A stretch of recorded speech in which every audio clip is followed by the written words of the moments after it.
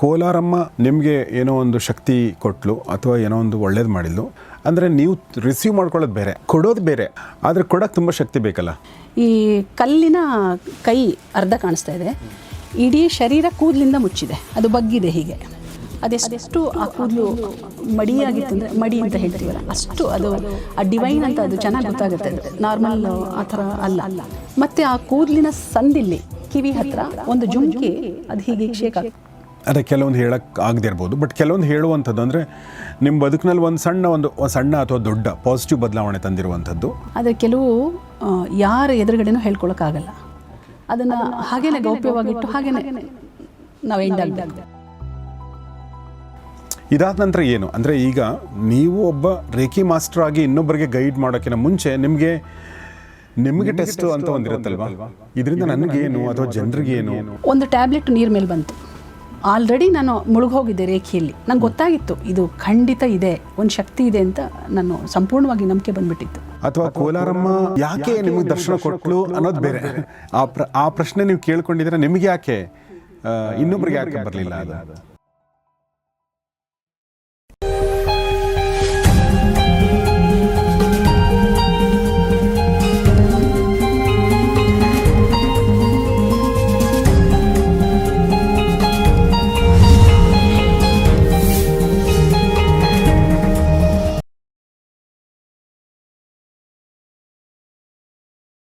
ಸ್ನೇಹಿತರೆ ನಮಸ್ಕಾರ. ಗೌರಿ ಶಕ್ಕಿ ಸ್ಟುಡಿಯೋದ ವಿಶೇಷ ಕಾರ್ಯಕ್ರಮ ಮಾನಸ ಸರೋವರ ನಿಮಗೆಲ್ಲ ಆತ್ಮೀಯ ಸ್ವಾಗತ. ನಾನು ಗೌರಿ ಶಕ್ಕಿ.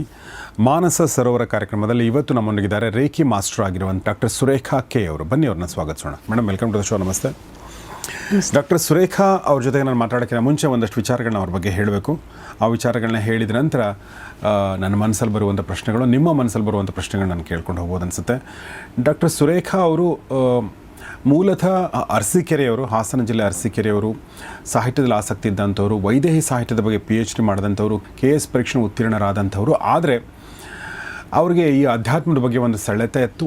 ಹೀಗಾಗಿ ಅವರು ಈ ಅಧ್ಯಾತ್ಮದ ಕಡೆಗೆ ತಿರುಗಿ ಈಗ ಸುಮಾರು ವರ್ಷಗಳಿಂದ ಅವರು ರೇಖಿ ಪ್ರಾಕ್ಟೀಸ್ ಮಾಡ್ತಾಯಿದ್ದಾರೆ, ರೇಖಿನ ಕಲಿಸ್ತಾ ಇದ್ದಾರೆ.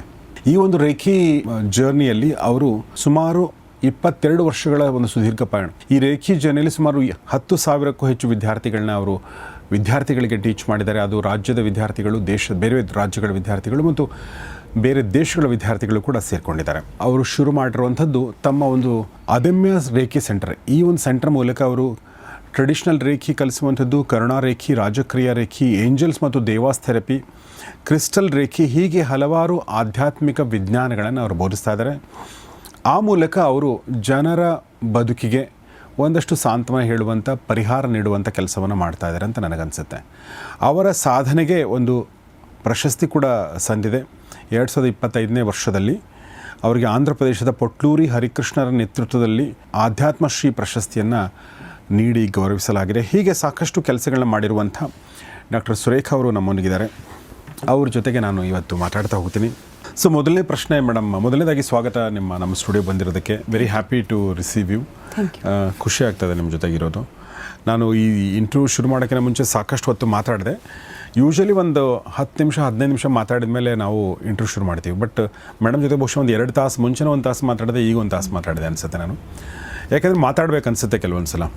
ಮೇಡಮ್, ನನ್ನ ಒಂದು ಪ್ರಶ್ನೆ ಅಂದರೆ, ನಾನು ರೇಖಿ ಅಂದರೆ ಏನು ಮತ್ತು ರೇಖಿ ನಮ್ಮ ಜನಸಾಮಾನ್ಯರ ಬದುಕಿಗೆ ಹೇಗೆ ಅದು ಪರಿಹಾರಗಳನ್ನ ನೀಡುತ್ತೆ ಅನ್ನೋದನ್ನು ಕೇಳೋಕ್ಕಿಂತ ಮುಂಚೆ ಒಂದು ಕುತೂಹಲ ಏನಂದರೆ, ನಿಮ್ಮಂಥ ಒಬ್ಬ ಸಾಧಾರಣ ಮಧ್ಯಮ ವರ್ಗದ ಕುಟುಂಬದಿಂದ ಬಂದಂಥ ಒಬ್ಬ ವ್ಯಕ್ತಿ, ಸಾಧಾರಣ in the sense mid class family. ನಿಮ್ಮ ತಂದೆ ಪ್ರಿನ್ಸಿಪಲ್ ಆಗಿದ್ದರು, ನಿಮ್ಮ ತಾಯಿ ಕೂಡ ಟೀಚರ್ ಆಗಿದ್ರು, ಹೈಸ್ಕೂಲ್ ಟೀಚರ್ ಆಗಿದ್ದರು, ಮತ್ತು ನಿಮಗೂ ಕೂಡ ಸಾಹಿತ್ಯದಲ್ಲಿ ಆಸಕ್ತಿ ಇತ್ತು. ಅಂಥವರು ಈ ಒಂದು ರೇಖಿ ಈ ಕಡೆ, ಈ ಅಧ್ಯಾತ್ಮದ ಕ್ಷೇತ್ರದ ಕಡೆಗೆ ಬರೋಕ್ಕೆ ಏನು ಕಾರಣ, ಏನು ಪ್ರೇರಣೆ? ಚಿಕ್ಕ ವಯಸ್ಸಿನಿಂದ ನನಗೆ ಆಧ್ಯಾತ್ಮದ ಬಗ್ಗೆ ಒಲವಿತ್ತು. ಆದರೆ ಅದು ಆಧ್ಯಾತ್ಮ ಅಂತ ನಾನು ಗುರುತಿಸೋಕ್ಕೆ ನಂಗೆ ಆಗಿರಲಿಲ್ಲ. ಚಿಕ್ಕ ವಯಸ್ಸಿತ್ತಲ್ಲ, ಹಾಗೆ ಗೊತ್ತಾಗ್ತಿರ್ಲಿಲ್ಲ. ನನ್ನ ತಂದೆ ತಾಯಿ ತುಂಬ ಟ್ರೆಡಿಷ್ನಲ್ ಆಗಿದ್ದರು, ಮತ್ತು ಅವರು ತುಂಬ ಜನರಿಗೆ ಹೆಲ್ಪ್ ಮಾಡೋದು, ಆ ಥರದ್ದು ಎಲ್ಲ ಇತ್ತು. ಆ ಸೂಕ್ಷ್ಮಗಳೆಲ್ಲ ನನಗೂ ಇತ್ತು. ಅಂದರೆ ಯಾರಿಗಾದರೂ ಹೆಲ್ಪ್ ಮಾಡಬೇಕಪ್ಪ, ಸುಮ್ಮನೆ ಏನು ಜೀವನ ಇದು ಅಂತ, ಅದೇ ಆ ಥರ ಎಲ್ಲ ಯೋಚನೆ ಮಾಡ್ತಾಯಿದ್ದೆ ನಾನು.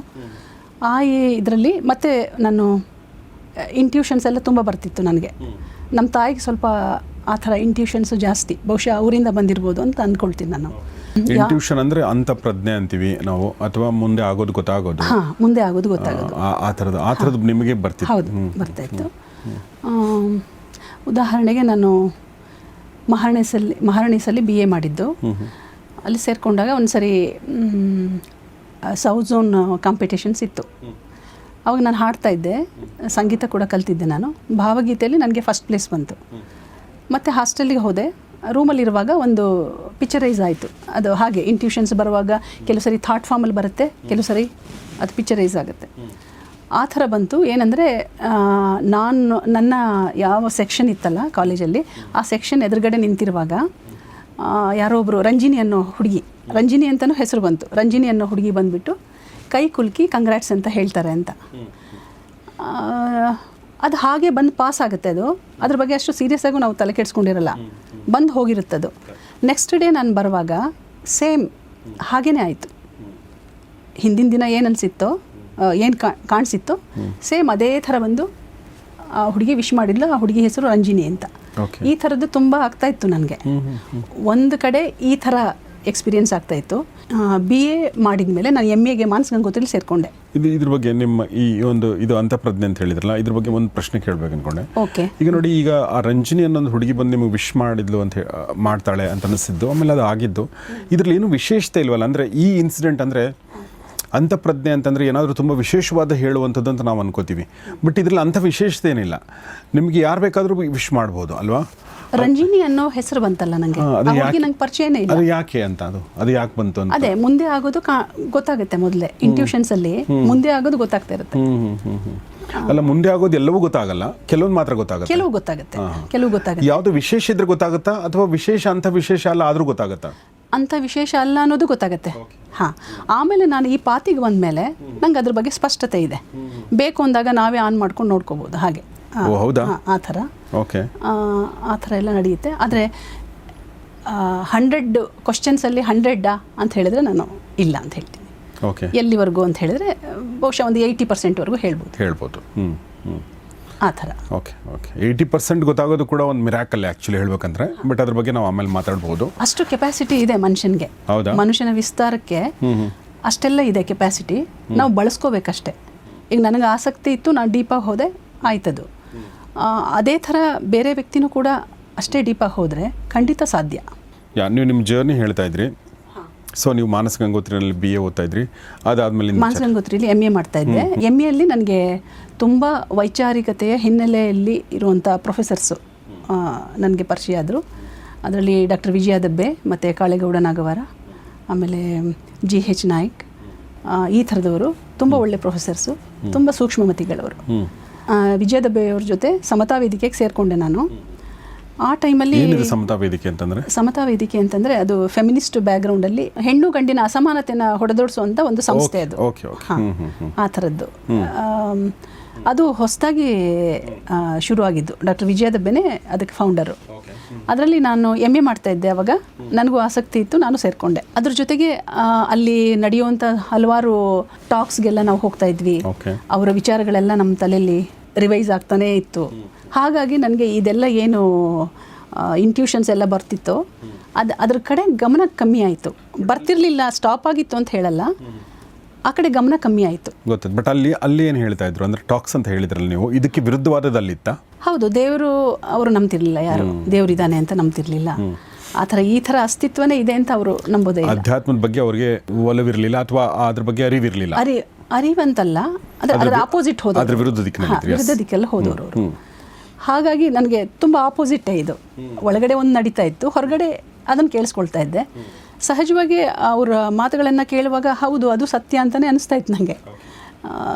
ಅದು ಒಂದು ಓಪನ್ ಮೈಂಡೆಡ್ ವ್ಯಕ್ತಿಯ ಒಂದು ಮನಸ್ಥಿತಿ. ಹೌದು. ಹಾಂ. ಆಮೇಲೆ ಅದನ್ನು ನಾನು ಸ್ವೀಕರಿಸಿದ್ದೆ, ಅದನ್ನು ಕೂಡ ನಾನು ಸ್ವೀಕರಿಸಿದ್ದೆ ನಾನು. ಆದರೆ ಮದುವೆ ಆದಮೇಲೆ ನನಗೆ MA ಆದಮೇಲೆ ನನಗೆ ಮದುವೆ ಆಯಿತು. ಆಮೇಲೆ ನಾನು PhD ಮಾಡಿದ್ದು. ಆ ಟೈಮಲ್ಲಿ PhD ಪುಸ್ತಕಗಳನ್ನೆಲ್ಲ ಓದ್ತಾ ಇರುವಾಗಲೂ ಕೂಡ ದ್ವಂದ್ವ ಇತ್ತು ನನಗೆ, ಇದು ಸರಿನಾ ಅದು ಸರಿನಾ ಅಂತ. ಆದರೆ ಎಲ್ಲೋ ಆಳದಲ್ಲಿ ಏನೋ ಮಿಸ್ ಹೊಡಿತಿದೆಯಲ್ಲ ಅಂತ ಅನಿಸ್ತಾ ಇತ್ತು ನನಗೆ. ಇದು ಸತ್ಯ ಅಲ್ಲ, ನಮಗಿಂತ ಒಂದು ಸೂಪರ್ ಸೋಲ್ ಅನ್ನೋದಿದೆ, ನಮಗಿಂತ ಒಂದು ಪವರ್ಫುಲ್ ಇರುವಂಥ ಒಂದು ಶಕ್ತಿ ಇದೆ, ಅದ್ರ ಕೆಳಗಡೆ ನಾವಿದ್ದೀವಿ ಅಂತ ನಂಗೆ ಅನ್ನಿಸ್ತಾ ಇತ್ತು. ಅದಕ್ಕೊಂದು ನಾನು ಹೆಸರು ಕೊಟ್ಟಿರಲಿಲ್ಲ, ಅದು ಆಧ್ಯಾತ್ಮ ಅಂತನೋ ಅಥವಾ ಹಾಗೇನೋ ಹೆಸರು ಕೊಟ್ಟಿರಲಿಲ್ಲ. ಸಹಜವಾಗಿದ್ದೆ, ನಾನು ಓದ್ಕೊಂಡು ಆರಾಮಾಗಿದ್ದೆ. ನಾನು MA PhD ಮಾಡುವಾಗ ನಾವು ಕೋಲಾರದಲ್ಲಿದ್ವಿ, ಮ್ಯಾರೇಜ್ ಆಗಿತ್ತು, ಕೋಲಾರದಲ್ಲಿದ್ವಿ.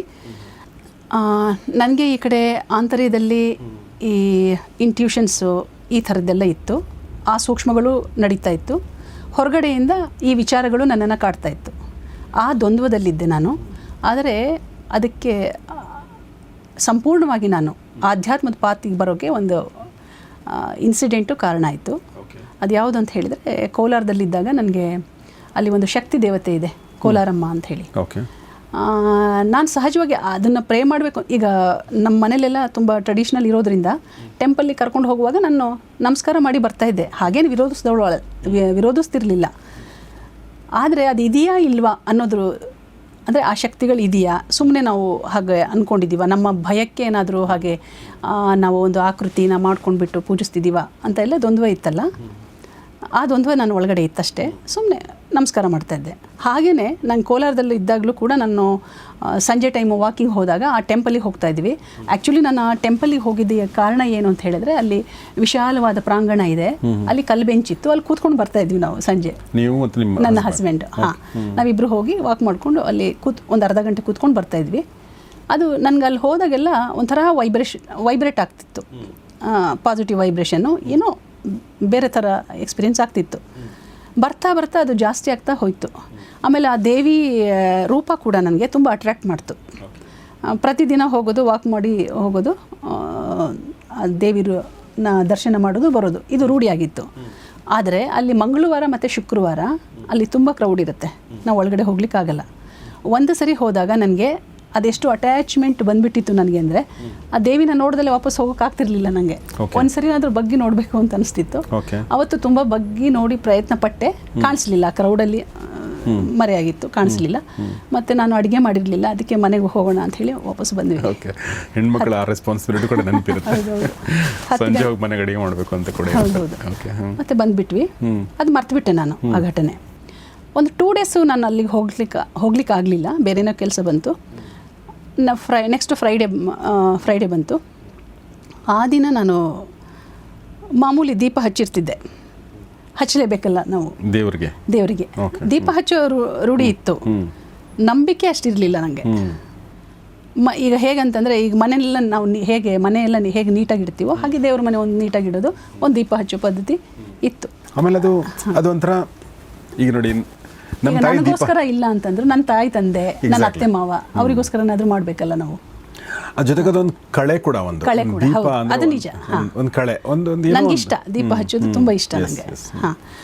ಹಚ್ಚಿ ನಾನು, ನನ್ನ ಹಸ್ಬೆಂಡು ಆಫೀಸಿಗೆ ಹೋಗಿದ್ರು, ನಾನು ಓದ್ತಾ 2 ಪಿಲ್ಲೋ ಹಾಕ್ಕೊಂಡು ಮಲ್ಕೊಂಡು ಓದ್ತೀವಲ್ಲ, ಹಾಗೆ ಹಾಲಲ್ಲೇ ನಾನು ಒಂದು ಚಾಪೆ ಹಾಕ್ಕೊಂಡು ಮಲ್ಕೊಂಡು ಓದ್ತಾ ಇದ್ದೆ.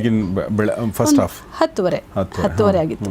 ಅವರು ನನಗೆ ಇಡೀ ದಿನ ಓದೋದೇ ಕೆಲಸ. PhD ನನ್ನ ಮಗನ ನಾನು ನನ್ನ ತಾಯಿ ಮನೇಲಿ ಬಿಟ್ಟಿದ್ದೆ, ಅವನನ್ನು ಬೇಗ ಕರ್ಕೊಂಡು ಬರಬೇಕು ಅಂತ ಹೇಳಿ, ಬೇಗ ಮುಗಿಸ್ಬೇಕು ಅಂತ ಹೇಳಿ ನಾನು ಇಡೀ ದಿನ ಓದ್ತಾ ಇರ್ತಿದ್ದೆ. ನಾನು ಅದು ಕಣ್ಣು ಮುಚ್ಚಿ ನಾನು ಅದೇನು ಓದಿರ್ತೀನೋ ಅದನ್ನು ಮೆಲುಕು ಹಾಕ್ತೀವಲ್ಲ, ಮೆಲುಕು ಹಾಕಿ ನಾವು ಫಸ್ಟ್ ಚಾಪ್ಟರ್ ಹೇಗೆ ಬರೆಯೋದು ಏನು ಅಂತ ಮೆಲುಕು ಹಾಕ್ತಿರ್ತೀವಲ್ಲ, ಹಾಗೆ ಮಾಡ್ತಾ ಮಲಗಿದ್ದೆ ನಾನು. ಕಣ್ಣು ಮುಚ್ಚಿರುವಾಗ ನನ್ನ ತಲೆಯಲ್ಲಿ ಇದು ಓಡ್ತಾ ಇದ್ದೆ, ಕಣ್ಣು ಮುಚ್ಚಿದ್ದೆ, ಯಾರೋ ಬಂದರು ಒಳಗಡೆ ಅಂತ ಅನಿಸ್ತು. ಸಡನ್ ನಾನು ಕಂಡುಬಿಟ್ಟೆ, ಅಯ್ಯೋ ನಾನು ಡೋರ್ ಲಾಕ್ ಏನಾದರೂ ಹಾಕಿಲ್ವಾ ಅಂತ. ಆದರೆ ಡೋರ್ ಲಾಕ್ ಹಾಕಿದ್ದೆ, ಸರಿ ಅಂದ್ಕೊಂಡು ಮತ್ತೆ ಕಣ್ಣು ಮುಚ್ಚಿದೆ, ಮತ್ತೆ ಯೋಚನೆ ಮಾಡ್ತಾಯಿದ್ದೆ. ಮತ್ತು ರೈಟ್ ಸೈಡು ಯಾವುದೋ, ಅಂದರೆ ಯಾರೋ ನಿಂತಿದ್ದಾರೆ ಅಂತ ಅನಿಸ್ತು. ನನ್ನ ರೈಟ್ ಸೈಡಿಗೆ ದೇವ್ರ ಮನೆ ಇತ್ತು. ನಾನು ಗಮನಿಸಿದೆ, ಆ ಕಡೆ ಗಮನಿಸಿದರೆ ಆ ದೇವ್ರ ಮನೆ 2 ಡೋರ್ಗೆ, ಒಂದು ಡೋರಲ್ಲಿ ಎದುರುಗಡೆ, ಒಂದು ಡೋರ್ ಎದುರುಗಡೆ ಒಂದು ದೇವಿ ಆಕೃತಿ ಕಾಣಿಸ್ತು ನನಗೆ. ಎದ್ದು ಕೂತೆ ನಾನು, ಏನು ಹೀಗೆ ಕಾಣಿಸ್ತಾ ಇದೆಯಲ್ಲ ಅಂತ. ಅದು ಹೇಗೆ ಅಂತಂದರೆ, ಈ ಕಲ್ಲಿನ ಕೈ ಅರ್ಧ ಕಾಣಿಸ್ತಾ ಇದೆ, ಇಡೀ ಶರೀರ ಕೂದಲಿಂದ ಮುಚ್ಚಿದೆ, ಅದು ಬಗ್ಗಿದೆ ಹೀಗೆ ಸಂಪೂರ್ಣವಾಗಿ ನೆಲದವರೆಗೂ. ಆ ಕೂದಲು ಅದೆಷ್ಟು, ಆ ಕೂದಲು ಮಡಿಯಾಗಿತ್ತು ಅಂದರೆ, ಮಡಿ ಅಂತ ಹೇಳ್ತೀವಲ್ಲ ಅಷ್ಟು, ಅದು ಆ ಡಿವೈನ್ ಅಂತ ಅದು ಚೆನ್ನಾಗಿ ಗೊತ್ತಾಗುತ್ತೆ. ಅದು ನಾರ್ಮಲ್ ಆ ಥರ ಅಲ್ಲ, ಅದು ಪೂರ್ತಿ ಕವರ್ ಆಗಿತ್ತು. ಮತ್ತು ಆ ಕೂದಲಿನ ಸಂದಿಲ್ಲಿ ಕಿವಿ ಹತ್ರ ಒಂದು ಜುಮ್ಕಿ ಅದು ಹೀಗೆ ಶೇಕ್ ಆಗ್ತಾಯಿತ್ತು. ಕಣ್ಣಿಂದ ನೋಡಿದೆ ನಾನು ಅದನ್ನು. ಒಂದು ಕ್ಷಣ ನಂಗೆ ಭಯನೂ ಆಗ್ತಾಯಿದೆ, ಅದನ್ನು ನೋಡೋದು ಬಿಡ್ತಾ ಇಲ್ಲ ನಾನು. ದೃಷ್ಟಿಸಿ ನೋಡ್ತಾನೇ ಇದ್ದೆ ನಾನು. ಕೆಲವು ಸೆಕೆಂಡ್ಸ್ ಇತ್ತದು. ಆಮೇಲೆ ನಾನು ಎದ್ದು ಕೂತು ಸ್ವಲ್ಪ ಗಾಬರಿಯಾಗಿ ನೋಡೋಕ್ಕೆ ಹೋದೆ. ಅದು ಆ ಡೋರ್ಗೆ ಮರ್ಜ್ ಆಯಿತು. ನನಗೆ ಅವಾಗ ಅನಿಸ್ತು, ಫಿಲ್ಮ್ಸಲ್ಲೆಲ್ಲ ತೋರಿಸ್ತಾರಲ್ಲ ಈ ಶಕ್ತಿಗಳು ಮರ್ಜ್ ಆಗೋದು, ಅಂದರೆ ಏನು ಹೇಳ್ತೀವಿ ಅದನ್ನು, ಅಂತರ್ಧಾನ ಆಗೋದು. ಹಾಂ, ಅದು ಆಗೋದೆಲ್ಲ ಸುಳ್ಳಲ್ಲ, ಯಾರೋ ಕಂಡಿರ್ತಾರೆ, ಅದನ್ನು ಬಹುಶಃ ಹಾಗೆ ತೋರಿಸ್ತಾರೆ ಅಂತ ನಂಗೆ ಅನಿಸ್ತು.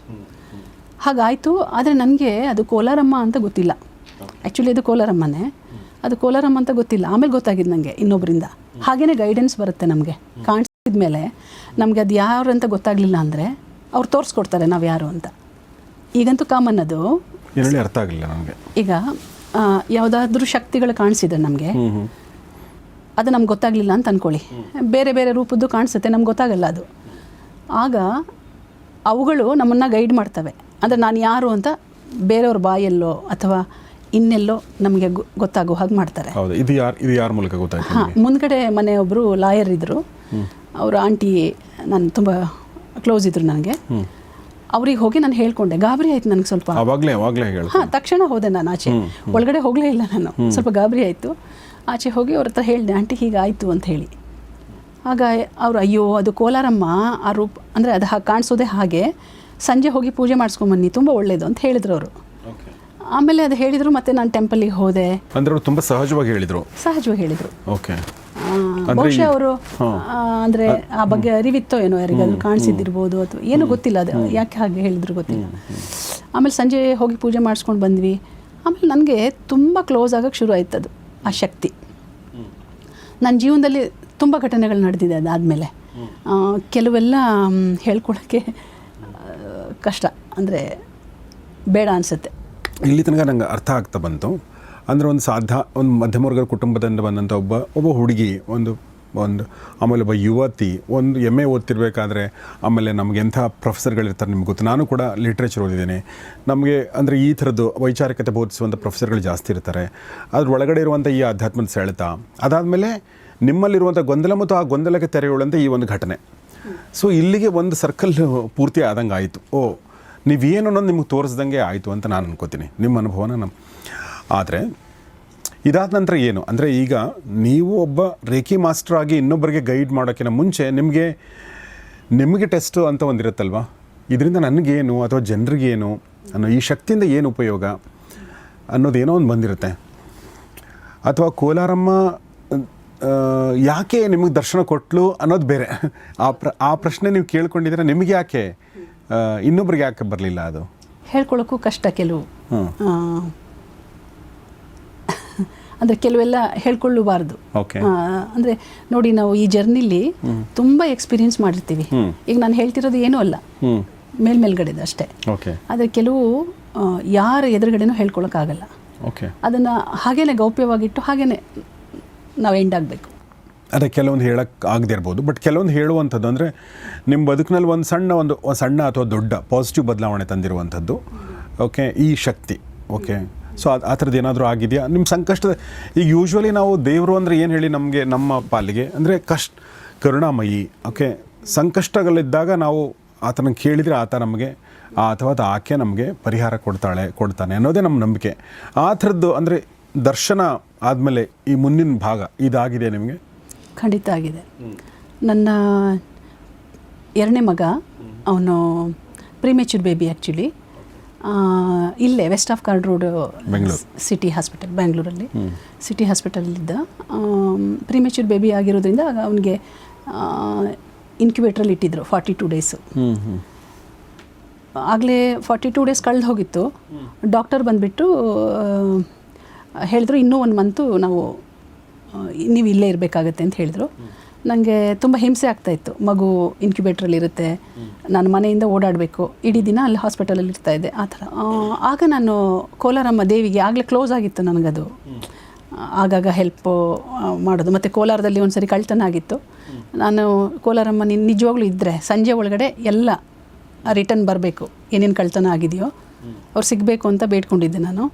ಹಾಗೆಯೇ ಸಂಜೆ ಒಳಗಡೆ ಎಲ್ಲರೂ ಅವರೇ ತಂದು ಕೊಟ್ಟರು. ಯಾರ್ದು ಕಳ್ತನ ಆಗಿತ್ತು? ನಮ್ಮ ಮನೇಲಿ. ಮಾಡಿದ್ದೆ. ಹೌದಾ? ಹಾಂ, ಓಕೆ. ಯಾರೋ ನಮ್ಮ ಹೆಲ್ಪರೇ ಮಾಡಿದರು, ಮತ್ತು ಹೆಲ್ಪರ್ ಅವರು ಒಪ್ಕೊಂಡ್ರು, ಬಂದು ಎಲ್ಲ ಕೊಟ್ಟರು. ಆ ಥರದ ಹೆಲ್ಪ್ ಆಗಿತ್ತು ನನಗೆ. ಚಿಕ್ಕ ಪುಟ್ಟದಕ್ಕೆಲ್ಲ ನಾನು ಬೇಡ್ಕೊಳ್ತಾ ಇರ್ತಿದ್ದೆ. ಅದೇನೋ ನನಗೆ ಹೆಲ್ಪ್ ಬೇಕೋ ಬೇಡವೋ ಗೊತ್ತಿಲ್ಲ, ಆದರೆ ಈ ಥರ ಶಕ್ತಿಗಳು ಇದ್ದಾವ ಅಂತ ನನಗೆ ಒಳಗಡೆಯಿಂದ ಇನ್ನೂ ಸ್ಪಷ್ಟತೆಗೆ ಅಲ್ಲ, ನನಗೆ ಇನ್ನೂ ಸ್ಪಷ್ಟವಾಗಿ ಗೊತ್ತಾಗಲಿ ಅನ್ನೋದು ಆಸೆ ಇರುತ್ತಲ್ಲ. ಹಾಗಾಗಿ ನಾನು ಆಗಾಗ ಕಮ್ಯುನಿಕೇಟ್ ಮಾಡ್ತಾನೆ ಇರ್ತಿದ್ದೆ. ಹಾಗೆ ನನ್ನ ಮಗನ ವಿಚಾರದಲ್ಲೂ ಸ್ವಲ್ಪ ದುಃಖದಿಂದನೇ ನಾನು ಇದು ಮಾಡಿದೆ. ಏನು ನೀನು ಕೋಲಾರಮ್ಮ ಇಷ್ಟೆಲ್ಲ ಇದೆಯಾ, ಇಷ್ಟೆಲ್ಲ ಹೆಲ್ಪ್ ಮಾಡ್ತೀಯಾ, ಇದೆಲ್ಲ ಯಾಕೆ ಈ ಕಷ್ಟ ಕೊಟ್ಟೆ ಆ ಥರ. ಆ್ಯಕ್ಚುಲಿ ನಾನು ಕಣ್ಣು ಮುಚ್ಚಿ ಹೀಗೆ ಮಲ್ಕೊಂಡು ಕಣ್ಣಲ್ಲಿ ನೀರು ಹೋಗ್ತಾ ಇತ್ತು. ಅವರು ಡಾಕ್ಟ್ರು ಬಂದು ಹೇಳಿ ಆದಮೇಲೆ 1 ಮಂತ್ ಇರಬೇಕು ನೀವು ಇನ್ನು ಹಾಸ್ಪಿಟ್ಲಲ್ಲೇ. ಆಗ ನನಗೆ ಆ ಹಾಸ್ಪಿಟಲ್ ಸ್ಟೆಪ್ಸ್ ಕಾಣಿಸ್ತು. ಸ್ಟೆಪ್ಸ್ ಮೇಲೆ ಕೋಲಾರಮ್ಮ ನಡ್ಕೊಂಡು ಬರ್ತಿರೋ ಹಾಗೆ. ಅದು ಹೇಗೆ ಇತ್ತು ಆ ಪಿಕ್ಚರ್ ಅಂತ ಹೇಳಿದರೆ, ಈ ರೇಷ್ಮೆ ಸೀರೆ ಹೂವೆಲ್ಲ ಮುಡ್ಕೊಂಡು ಯಾವುದಾದ್ರೂ ಫಂಕ್ಷನಿಗೆ ಹೋಗಿ ಸಂಜೆವರೆಗೂ ಇದ್ದು ಸಂಜೆ ಬರುವಾಗ ಹೇಗಾಗಿರುತ್ತಲ್ಲ ಆ ಥರ ಮುಖಚರ್ಯ ಇತ್ತು ದೇವಿದು. ಹತ್ಕೊಂಡು ಬರ್ತಾ ಇದೆ ಅದು. ಅಯ್ಯೋ ನೀನು ಇಲ್ಲಿದೆಯಾ ಅಂತ. ನಾನು ತಮಿಳ್ನಾಡು ಕಡೆ ಹೋಗಿದ್ದೆ ಅದೇನೋ ಆ ಥರ ಬಂತು. ನಾನು ಆ ಕಡೆ ಹೋಗಿದ್ದೆ, ನೀ ಇಲ್ಲಿದೆಯಾ ಅಂತ. ಅದು ಹತ್ಕೊಂಡು ಬಂತು. ಹಾಗೆ ನಾಕ್ ಆಯಿತು ಡೋರು. ನಾನು ಓಪನ್ ಮಾಡಿದ್ರೆ ಡಾಕ್ಟ್ರು ಅವ್ರು ಬಂದು, ಇಲ್ಲ ನೀವು ಈಗಲೇ ಡಿಸ್ಚಾರ್ಜ್ ಮಾಡ್ತೀವಿ ಅಂತ ಹೇಳಿದರು. ಅರ್ಧ ಗಂಟೆ ಮುಂಚೆ ಹೇಳಿ ಹೋಗಿದ್ದಾರೆ ಅವರು, ಇನ್ನೂ 1 ಮಂತ್ ಇರಬೇಕಾಗತ್ತೆ ಅಂತ. ಮತ್ತು ಯಾಕೆ ಅಂತ ಕೇಳಿದೆ ನಾನು. ಅವರು ಕರೆಕ್ಟಾಗಿ ಆನ್ಸರ್ ಮಾಡಿ, ಇಲ್ಲ ಸಾಕು ಬಿಡಿ, ನೀವು ಚೆನ್ನಾಗಿ ನೋಡ್ಕೊಳ್ತೀರಾ, ಮನೆಗೆ ಕರ್ಕೊಂಡೋಗಿ ಹೀಗೆಲ್ಲ ಹೇಳಿದರು. ನನಗೆ ಗೊತ್ತಾಯಿತು ಡೆಫಿನೆಟ್ ಇದರದ್ದೇ ಹೆಲ್ಪು ಅಂತ. ನಾನು ಹಾಗೇ ಬೇಡ್ಕೊಂಡಿದ್ದೆ, ನಂಗೆ ಇಲ್ಲಿ ಇರೋಕ್ಕೆ ಕಷ್ಟ ಆಗ್ತಿದೆ, ಡಿಸ್ಚಾರ್ಜ್ ಮಾಡಲಿಲ್ಲ ಅವರು ಅಂತಲೇ ಬೇಡ್ಕೊಂಡಿದ್ದೆ. ಅಂದರೆ ಬೇಗ ಹೋಗ್ಬೇಕು ನನ್ನ ಮನೆಗೆ ಅಂತ. ಇದು ಈ ಥರದ್ದು ತುಂಬ ಆಗಿದೆ ನನಗೆ ಆ ದೇವಿಯಿಂದ. ಆಮೇಲೆ ನನ್ನ ಜೀವನದಲ್ಲಿ ಬೇರೆ ಬೇರೆ ಶಕ್ತಿಗಳಿರ್ಬೋದು, ದೇವತೆಗಳಿರ್ಬೋದು, ಏಂಜಲ್ಸು, ಆ ಥರ ಎಲ್ಲ ನಾನು ಎಕ್ಸ್ಪೀರಿಯೆನ್ಸ್ ಮಾಡಿದ್ದೀನಿ. ಆಮೇಲೆ ಈಗಂತೂ ನಾನು ಸ್ಟೂಡೆಂಟ್ಸಿಗೆ ದೀಕ್ಷೆ ಕೊಡುವಾಗ ನನಗೆ ಪರಿಚಯ ಇಲ್ಲದ ಎನರ್ಜಿಗಳೂ ಕೂಡ ಕಾಣಿಸ್ಕೊಳ್ತವೆ. ಆಮೇಲೆ ನಾನು ಅವ್ರಿಗೆ ಹೇಳ್ತೀನಿ, ಈ ಥರ ಡ್ರೆಸ್ ಹಾಕಿದ್ದಾರೆ ಹೀಗೆ ಅಂತ ಅನ್ನುವಾಗ ಅವರು ಪೂಜಿಸುವಂಥ ದೇವತೆಗಳು ಅಥವಾ ಗಣಗಳು ಯಾವುದೋ ಆಗಿರುತ್ತೆ. ಈಗ ಅದು ಸ್ವಲ್ಪ ಕಾಮನ್ ಆಗಿ ಹೋಗಿದೆ ನಮಗೆ. ಸೊ ಹಾಗೆ ನಾವು ಡಾಕ್ಟರ್ ಸುರೇಖಾ ಅವ್ರ ಜೊತೆ ಮಾತಾಡ್ತಾ ಇದ್ದೀವಿ, ರೇಖಿ ಮಾಸ್ಟರ್. ಸೊ ಈಗ ಅವರು ಅದಮ್ಯ ರೇಖಿ ಸೆಂಟರ್ ನಡೆಸ್ತಾ ಇದ್ದಾರೆ. ಸುಮಾರು ಜನ ವಿದ್ಯಾರ್ಥಿಗಳಿಗೆ ಟ್ರೈನಿಂಗ್ ಕೊಟ್ಟಿದ್ದಾರೆ ಮತ್ತು ಕೌನ್ಸಲಿಂಗ್ ಕೂಡ ಮಾಡ್ತೀರಾ ನೀವು. ಅದೆಲ್ಲವೂ ಕೂಡ ನಾವು ಮುಂದಿನ ಭಾಗದಲ್ಲಿ ಮಾತಾಡ್ತೀನಿ. ಬಟ್ ಇನ್ನೂ ನನಗೆ ಈ ಒಂದು ವಿಚಾರ ಸಂಬಂಧಪಟ್ಟಂತೆ ಅಂದರೆ, ಈಗ ನೋಡಿ, ಅಂದರೆ ಸುಮ್ಮನೆ ಒಂದು ನಾನು ಉದಾಹರಣೆ ಕೊಡೋದಾದ್ರೆ, ಕೋಲಾರಮ್ಮ ನಿಮಗೆ ಏನೋ ಒಂದು ಶಕ್ತಿ ಕೊಟ್ಟಲು ಅಥವಾ ಏನೋ ಒಂದು ಒಳ್ಳೇದು ಮಾಡಿದ್ಲು. ಈಗ ನೀವು ಬೇರೆಯವ್ರಿಗೆ ಒಳ್ಳೇದು ಮಾಡ್ಬೇಕಂತ ನೀವು ಯಾವಾಗ ಅಂತ ನಿಮ್ಗೆ ಅಂದರೆ ನೀವು ರಿಸೀವ್ ಮಾಡ್ಕೊಳ್ಳೋದು ಬೇರೆ, ಗೊತ್ತಾಯ್ತು, ಕೊಡೋದು ಬೇರೆ. ಕೊಡೋಕ್ಕೆ ಅಂದರೆ ರಿಸೀವ್ ಮಾಡ್ಕೊಳ್ಳೋಕೆ ಏನು ಶಕ್ತಿ ಬೇಕಾಗಿಲ್ಲ. ಆ್ಯಕ್ಚುಲಿ ಶಕ್ತಿ ಇಲ್ದವ್ರು ರಿಸೀವ್ ಮಾಡ್ಕೋತಾರೆ ಅಂತ ಅಂದ್ಕೊಳ್ಳೋಣ. ಆದರೆ ಕೊಡೋಕ್ಕೆ ತುಂಬ ಶಕ್ತಿ ಬೇಕಲ್ಲ ಅಲ್ವಾ? ಅದು ವಿದ್ಯಾದಾನ ಇರಬಹುದು, ಅಥವಾ ಅದು ಸಾಂತ್ವನ ಕೊಡೋದಿರ್ಬೋದು, ಅಥವಾ ಸಮಸ್ಯೆಗಳಿಗೆ ಪರಿಹಾರ ಕೊಡೋದಿರ್ಬೋದು. ಸೊ ಅದು ಹೇಗೆ, ಹೌ ಯು ಸ್ಟಾರ್ಟೆಡ್ ದಟ್, ಅಂದರೆ ಆ ಮೂಮೆಂಟು ಅದು ಯಾಕೆ ಅನ್ನಿಸ್ತಾ ಆ ಥರ, ಅದ್ರ ಬಗ್ಗೆ ಮಾತಾಡೋದು. ನೋಡಿ, ನನಗೆ ಆ ಥರ ಎಕ್ಸ್ಪೀರಿಯೆನ್ಸ್ ಆಗ್ತಾ ಇದ್ರು ಕೂಡ ಆ ಥರದ್ದೇ ಪಾತಲ್ಲಿ ನಾನು ಟೀಚ್ ಮಾಡಬೇಕು ಅಂತ ಖಂಡಿತ ಅನಿಸಿಲ್ಲ ನನಗೆ. ಓಕೆ. ಆಮೇಲೆ ರೇಖಿ ಕೂಡ ನನಗೆ ಇಂಟ್ರೊಡ್ಯೂಸ್ ಆಗಿರಲಿಲ್ಲ ಆ ಟೈಮಲ್ಲಿ. ಇದೆಲ್ಲ ಎಕ್ಸ್ಪೀರಿಯೆನ್ಸ್ ಆಗುವಾಗ ರೇಖಿ ಪರಿಚಯ ಆಗಿರಲಿಲ್ಲ. ನಾನು ಬ್ಯಾಂಗ್ಳೂರಿಗೆ ಬಂದೆ. ಕೋಲಾರದಲ್ಲಿ ಒಂದು 2 ಇಯರ್ಸ್ ಇದ್ದು ಬ್ಯಾಂಗ್ಳೂರಿಗೆ ಬಂದ್ವಿ. ಬ್ಯಾಂಗ್ಳೂರಲ್ಲಿ ನಾಗರಬಾವಿಲೇ ಇದ್ವಿ. ಅಲ್ಲಿರುವಾಗ ನನ್ನ ಮಕ್ಕಳಿಗೆ ಅಂದರೆ ನನ್ನ ದೊಡ್ಡ ಮಗನಿಗೆ ಸ್ಕೂಲಿಗೆ ಕಳ್ಸಕ್ಕಂತ ಹೇಳಿ ಬಸ್ ಸ್ಟಾಪಿಗೆ ಹೋಗ್ತಾ ಇದ್ದೆ. ಅಲ್ಲಿ ಒಂದು ವ್ಯಕ್ತಿ ಪರಿಚಯ ಆದರು, ವಯಸ್ಸಾದವರು. ಅವರು ನಾನು ನೋಡುವಾಗೆಲ್ಲ, ನೀವು ತುಂಬ ಪಾಸಿಟಿವ್ ಇದ್ದೀರಾ, ನಿಮಗೆ ರೇಖಿ 2nd ಲೆವೆಲ್ ಡೈರೆಕ್ಟಾಗಿ ಹೇಳ್ಕೊಡ್ಬೋದು ಅಂತ ಅಂದರು. ಅವ್ರು ನನಗೆ ಅಲ್ಲಿವರೆಗೂ ರೇಖಿ ಅಂತ ನನ್ನ ಹೆಸರು ಕೇಳಿರಲಿಲ್ಲ. ಬಾಲಕೃಷ್ಣ ಅಂತ ಪಾಪ ಅವರು ಈಗ ಇಲ್ಲ. ಅವ್ರು ಹೇಳೋರು, ಕಲೀರಿ ನೀವು ಅಂತೆಲ್ಲ ಹೇಳ್ತಾ ಇದ್ರು. ನಾನು ಮಕ್ಕಳು, ಆಗ ನನ್ನ ಚಿಕ್ಕ ಮಗ ಕೂಡ ಇದ್ದ, 9 ತಿಂಗಳು ಮಗು ಇತ್ತು. ಈ ಟೈಮಲ್ಲಿ ಹೇಗೆ ಕಲಿಯೋದು, ಮಕ್ಕಳನ್ನೆಲ್ಲಿ ಬಿಡೋದು ಅಂತೆಲ್ಲ ಹೇಳ್ತಿದ್ದೆ. ಪಾಪ ಆ ವ್ಯಕ್ತಿ ನೋಡಿ ನಮ್ಗೆ ಹೇಗೆ ಸಪೋರ್ಟಿವ್ ಆಗಿ ಅರೇಂಜ್ ಆಗುತ್ತೆ ಅಂದರೆ, ಅವ್ರ ಮನೇಲೇ ರೇಖಿ ಕ್ಲಾಸಸ್ ನಡೆಸ್ತಾ ಇದ್ದರು. ನಮ್ಮ ಮೇಡಮ್ ವಿದ್ಯಾ ಸುವರ್ಣ ಅಂತ ನನ್ನ ಟೀಚರು. ಬಾಲಕೃಷ್ಣ ಅವ್ರ ಮನೆಯಲ್ಲಿ ವಿದ್ಯಾ ಸುವರ್ಣ ಅವರು ಬಂದು ಕ್ಲಾಸ್ ಮಾಡ್ತಾ ಇದ್ರು. ಆಗ ನಾನು ಸ್ಟೂಡೆಂಟಾಗಿ ಸೇರಿಕೊಂಡೆ. ಅವರು ಬಾಲಕೃಷ್ಣ ಅವರು ನಂಗೆ ಸಪೋರ್ಟ್ ಮಾಡಿ ನನ್ನ ಮಕ್ಕಳನ್ನ ಅವ್ರು ನೋಡಿಕೊಂಡ್ರು. ಕೆಳಗಡೆ ಆಟಾಡಿಸ್ಕೊಂಡು ಮೇಲ್ಗಡೆ ಫ್ಲೋರಲ್ಲಿ ಕ್ಲಾಸ್ ನಡೀತು. ರೇಖಿ ಅವಾಗ ಸ್ಟಾರ್ಟ್ ಆಯಿತು ನನಗೆ. ರೇಖಿ 1st ಲೆವೆಲ್ ದೀಕ್ಷೆಯಲ್ಲೇ ನನಗೆ ತುಂಬ ಸ್ಪೆಷಲ್ ಎಕ್ಸ್ಪೀರಿಯೆನ್ಸ್ ಆಯಿತು. ಮೇಡಮ್ಮು ನನಗೇನು ದೀಕ್ಷೆ ಕೊಡ್ತಾಯಿದ್ರು, ಅವರು ನಾನು ಇದ್ದೀವಿ. ನಮ್ಮ ಸುತ್ತ ಒಂದು ಬೆಂಕಿಯ ಸರ್ಕಲ್ ಕಾಣಿಸ್ತು ನನಗೆ. ಮತ್ತು ಒಂದು ದೇವಿಯ ಒಂದು ವಿಗ್ರಹ ಹತ್ತಿರ ಬಂದ ಹಾಗೆ ಏನೇನೋ ಎಕ್ಸ್ಪೀರಿಯೆನ್ಸ್ ಆಯಿತು ನನಗೆ.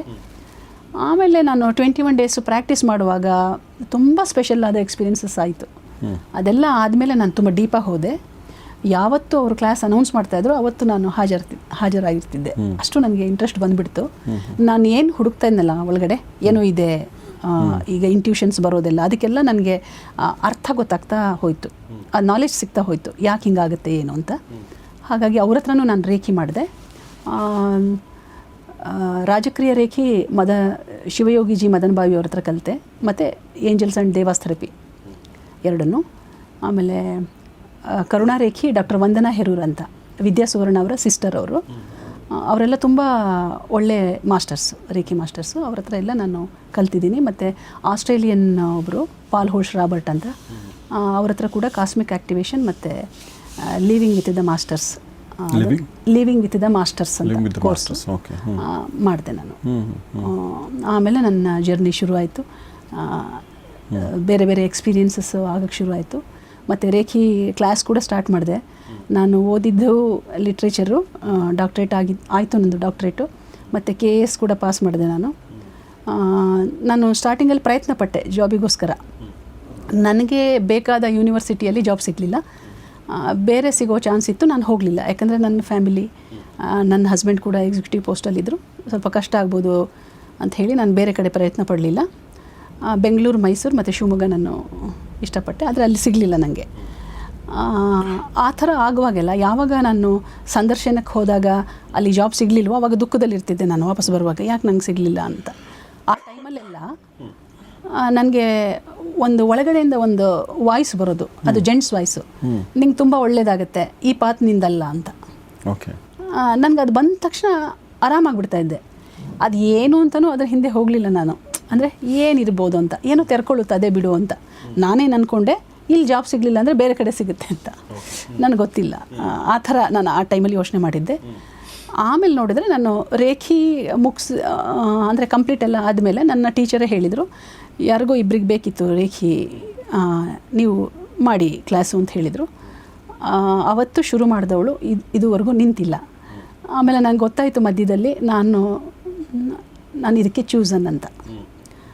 ಅದಕ್ಕೆಲ್ಲ ನನಗೆ ತುಂಬ ಗೈಡೆನ್ಸ್ ಬಂತು, ಸ್ಪಷ್ಟತೆ ಸಿಗ್ತಾ ಹೋಯಿತು. ನಾನು ಡೀಪಾಗಿ ಇದರಲ್ಲೇ ಹಾಗೆ ಅದಮ್ಯ ರೇಖಿ ಸೆಂಟರ್ ಅಂತ ಶುರು ಮಾಡಿದರು. 22 ವರ್ಷಗಳಿಂದ ಅದನ್ನು ನಡೆಸ್ಕೊಂಡು ಬರ್ತಾ ಇದ್ದಾರೆ. ನಾನು ಅದ್ರ ಬಗ್ಗೆ ಇನ್ನಷ್ಟು ಕೇಳ್ತೀನಿ. ಬಟ್ ಅದಕ್ಕಿಂತ ಮುಂಚೆ ಅಂದರೆ ನಿಮ್ಮ ಜರ್ನಿ ಸ್ವಲ್ಪ ನನಗೆ ಫ್ಯಾಸಿನೇಟಿಂಗ್ ಯಾಕೆ ಅನಿಸುತ್ತೆ ಅಂತಂದರೆ, ಈಗ ಮನೆಯಲ್ಲಿ ಭಕ್ತಿ ಭಾವದ ವಾತಾವರಣ ಇದೆ, ದೇವರನ್ನು ನಂಬುವಂಥ ಒಂದು ವಾತಾವರಣ, ಆಸ್ತಿಕ ವಾತಾವರಣ ಇದೆ. ಅದೇ ವಾತಾವರಣದಲ್ಲಿ ಒಬ್ಬ ವ್ಯಕ್ತಿ ಆಸ್ತಿಕನಾಗಿ ಬೆಳೆಯೋದ್ರಲ್ಲಿ ಏನೂ ಆಶ್ಚರ್ಯ ಇಲ್ಲ. ಮತ್ತು ಬಹಳಷ್ಟು ಸಲ ಅದೇನಾಗಿರುತ್ತೆ ಅಂದರೆ ತಂದೆ ತಾಯಿಗಳಿಂದ ಬಂದಿರುವಂಥ ಅಥವಾ ತಂದೆ ತಾಯಿಗಳು ಹೇರಿರುವಂಥ ನಂಬಿಕೆಗಳನ್ನ ನಾವು ಮುಂದುವರಿಸ್ಕೊಂಡು ಹೋಗ್ತೀವಿ. ಹೌದು, ಅದರಲ್ಲಿ ಅಂಥ ಆಶ್ಚರ್ಯನೂ ಇಲ್ಲ ಮತ್ತು ಅದರಲ್ಲಿ ಅಂಥ ಕ್ಯೂರಿಯಾಸಿಟಿ ಕ್ರಿಯೇಟ್ ಆಗಲ್ಲ. ಯಾಕೆಂತಂದರೆ ಅವರು ಯೋಚನೆ ಮಾಡಿ ಆ ಪಾತ್ರನ ಚೂಸ್ ಮಾಡ್ಕೊಂಡಿದ್ದಾರೆ ಅಂತ ನನಗೆ ಅನಿಸಲ್ಲ. ತಂದೆ ತಾಯಿಗಳು ಹಾಕಿರುವ ಹಾದಿಯಲ್ಲಿ ಹೋಗೋದು ತುಂಬ ಸಹಜ. ಆದರೆ ನಿಮ್ಮ ಪಾತ್ರ ಬೇರೆ ಇದೆ. ನಿಮ್ಮ ತಂದೆ ತಾಯಿಗಳು ಆ ಥರ ಅಂದರೆ ರೇಖಿಯನೋ ಅಧ್ಯಾತ್ಮನೋ ಆ ಥರದ್ದೇನೂ ಮಾಡದಂಥವರಲ್ಲ. ಜೊತೆಗೆ ನೀವು ಕೂಡ ಒಬ್ಬ ಸಾಹಿತ್ಯ ವಿದ್ಯಾರ್ಥಿ, ವೈಚಾರಿಕ ಪ್ರಜ್ಞೆ ಇರುವಂಥ ವಿದ್ಯಾರ್ಥಿ ಆಗಿದ್ದರೆ ಅಂತ ಕೂಡ ಹೇಳಿದರೆ. ಸೊ ಈ ಒಂದು ವೈಚಾರಿಕ ಪ್ರಜ್ಞೆಯ ಟೈಮಲ್ಲಿ ನಾವು ಕೆಲವೊಂದು ಸಲ ತಮಾಷೆ ಮಾಡಿರ್ತೀವಿ ಅಲ್ವಾ? ಅಥವಾ ಚಿಕ್ಕವರಿದ್ದ ಕೂಡ ನಾವು ದೇವರನ್ನ ಪ್ರಶ್ನಿಸಿರ್ತೀವಿ, ಆಡ್ಕೊಂಡು ನಕ್ಕಿರ್ತೀವಿ. ಓಕೆ, ಆ ಥರದ್ದು ಯಾವುದಾರ ಪ್ರಸಂಗ ನೆನಪು ಬರುತ್ತಾ ನಿಮಗೆ? ಖಂಡಿತ ನೆನಪು ಬರುತ್ತೆ. ಒಂದು ಸ್ವಾಮಿರಾಮ ಅವ್ರದ್ದು ಪುಸ್ತಕ ಓದಿದ್ದೆ ನಾನು, ಹಿಮಾಲಯದ ಮಹಾತ್ಮರ ಸನ್ನಿಧಿಯಲ್ಲಿ ಅಂತ. ಆ ಪುಸ್ತಕದಲ್ಲಿ ಒಂದು ಸಂದರ್ಭ ಬರುತ್ತೆ.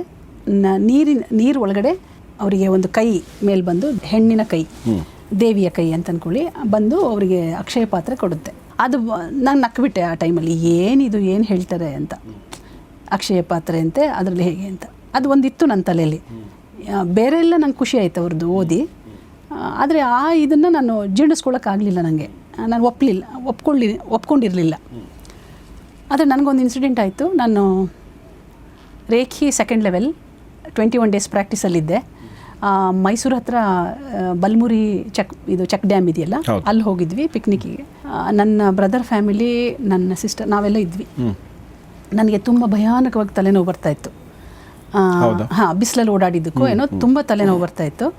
ನಾನು ರೇಖಿ ಹೀಲಿಂಗ್ ತೊಗೊಂಡೆ. ನಾನು ಕೈ ಇಟ್ಟರೆ ಅದು ಕೈ ಕೆಳಗಡೆ ಬೀಳೋದು, ಅಷ್ಟು ನೋವು ತಡ್ಕೊಳಕ್ಕಾಗ್ತಿರ್ಲಿಲ್ಲ ನನಗೆ.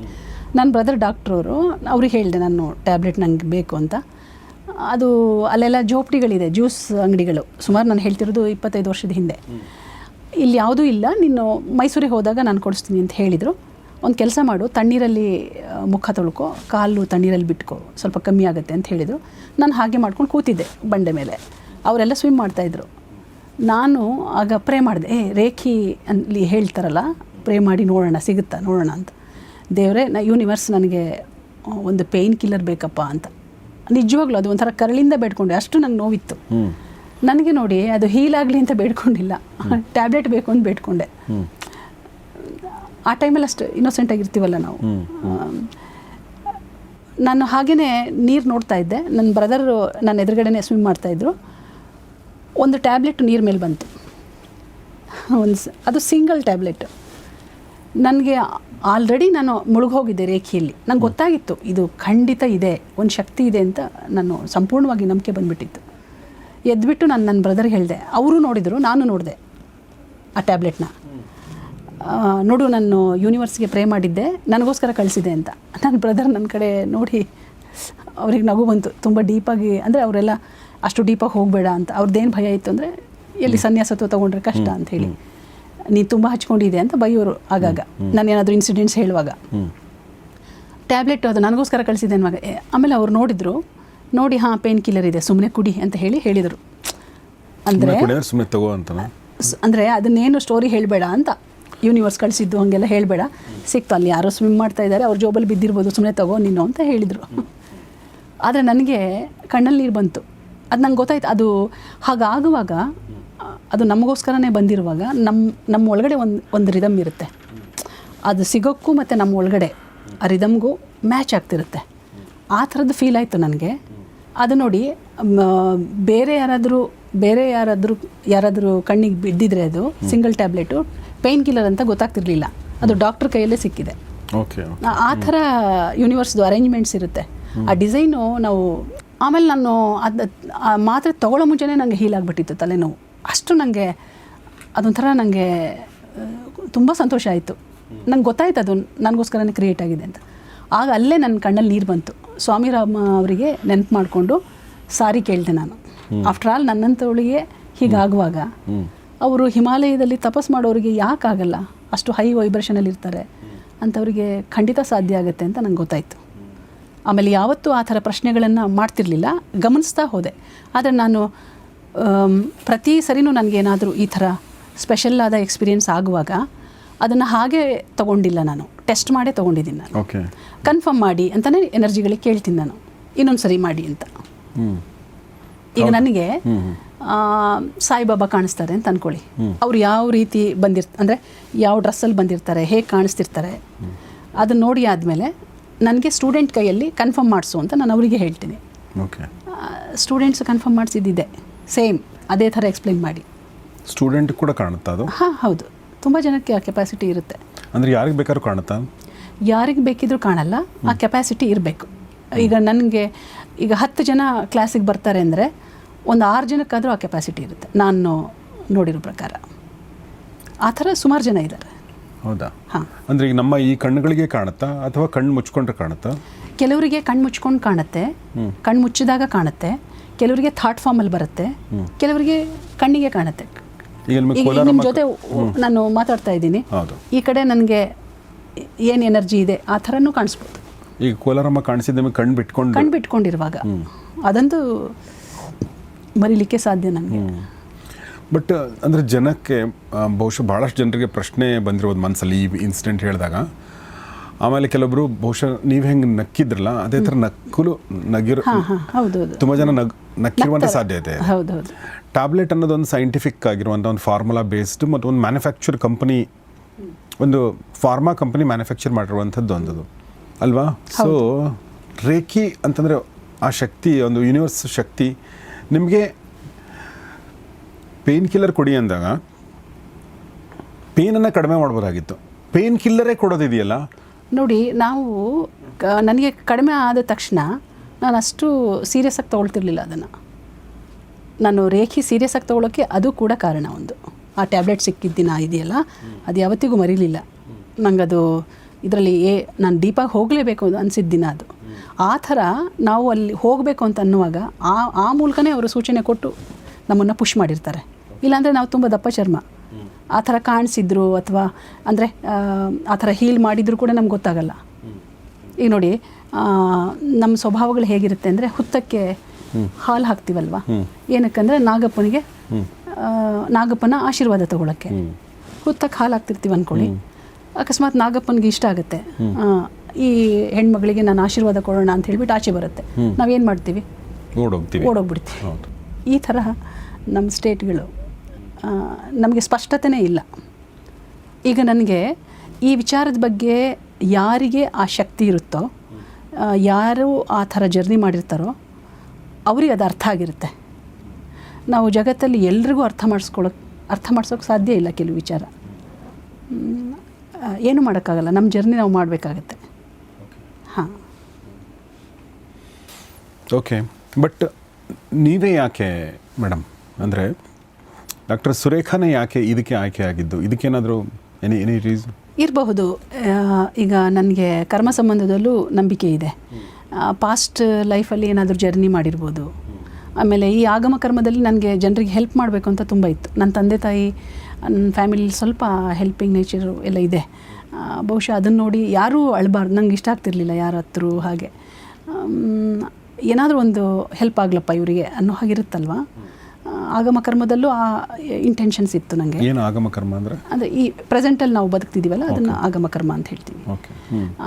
ಅದು ಇರೋದ್ರಿಂದ ಅದು ಪಾಸ್ಟ್ ಲೈಫ್ದು ನಮ್ಮ ಜರ್ನಿ ಆಗಿರುತ್ತೆ. ಎರಡು ಸೇರಿ ಡಿಸೈನ್ ಆಗಿ ಆಯ್ಕೆ ಆಗಿರ್ತೀವಿ. ಹಾಗೆ ಅದು ಪಾಸ್ಟ್ ಲೈಫ್ ಕೂಡ ನೋಡ್ಕೊಂಡಿದ್ದೀರಾ ನೀವು ನಿಮ್ಮದು? ಖಂಡಿತ. ಓಕೆ. ಏನಾಗಿದ್ದೀರಿ ನೀವು ಪಾಸ್ಟ್ ಲೈಫಲ್ಲಿ ಹೇಳ್ಬೋದು ಅಂತಂದರೆ? ನಾನು ರಾಜಕ್ರಿಯ ರೇಖೆ ಫಸ್ಟ್ ಲೆವೆಲ್ ಮಾಡುವಾಗ ಮದನ್ ಬಾವಿ ಅವರು ಹೇಳ್ಕೊಡ್ತಾಯಿದ್ರು. ಅವರು ದೀಕ್ಷೆ ಕೊಡೋ ಟೈಮಲ್ಲಿ ನನಗೆ ಒಂದು ಓಪನ್ ಆಯಿತು ನನ್ನ ಪಾಸ್ಟ್ ಲೈಫು. ನಾನು ಪೋಲ್ಯಾಂಡ್ ಆ ಜಾಗದಲ್ಲಿ ಇದ್ದವಳು 1882 ಆ ಟೈಮಲ್ಲಿ, 19ನೇ ಶತಮಾನ. ಹಾಂ, 19ನೇ ಶತಮಾನದಲ್ಲಿ. ಅಲ್ಲಿ ನಾನು ಸಮುದ್ರದಲ್ಲಿ ಕೆಲಸ ಮಾಡೋಳು. ತುಂಬ ಗಂಡಸಾಗಿದ್ದೆ ನಾನು, ತುಂಬ ಎತ್ತರವಾಗಿದ್ದೆ. ಎಲ್ಲ ನೀಟಾಗಿ ಕಾಣಿಸ್ತು ನನಗೆ ಹೇಗಿದ್ದೆ ನಾನು ಅಂಥೇಳಿ. ಅದು ನಾನೇ ಅಂತ ಗೊತ್ತಾಯಿತು. ಆಮೇಲೆ ಅದು ಏನು ಕೆಲಸ ಅಂತ ಹೇಳಿದರೆ, ಸಮುದ್ರದಲ್ಲಿ ಆಳಕ್ಕೆ ಹೋಗಿಬಿಟ್ಟು ಅದೇನೋ ಕ್ರಿಸ್ಟಲ್ಸ್ ಹೆಕ್ಕೋದ ಅಥವಾ ಏನಂತ ಅದು ಸ್ಪಷ್ಟತೆ ಇಲ್ಲ ನನಗೆ. ಒಟ್ಟು ಅಲ್ಲಿ ಅಕ್ಕಲೆಲ್ಲ ತಂದುಬಿಟ್ಟು ಆ ಬುಟ್ಟಿಲಿ ಹಾಕ್ಕೊಂಡು ಬಂದು ಮೇಲೆ ಬೋಟಲ್ಲಿ ಹಾಕೋದು, ಆ ಥರದ್ದು. ಆಮೇಲೆ ಆ ಬೋಟು ಕಾಣಿಸ್ತಾ ಇತ್ತು, ಹಳೆ ಅದು ಬಟ್ಟೆ ಹಾಕಿರ್ತಾರೆ ನೋಡಿ, ಹಳೆ ಬಟ್ಟೆ, ಅದು ಹರಿದೋಗಿರುತ್ತಲ್ಲ, ಆ ಥರದ್ದು ಅದು.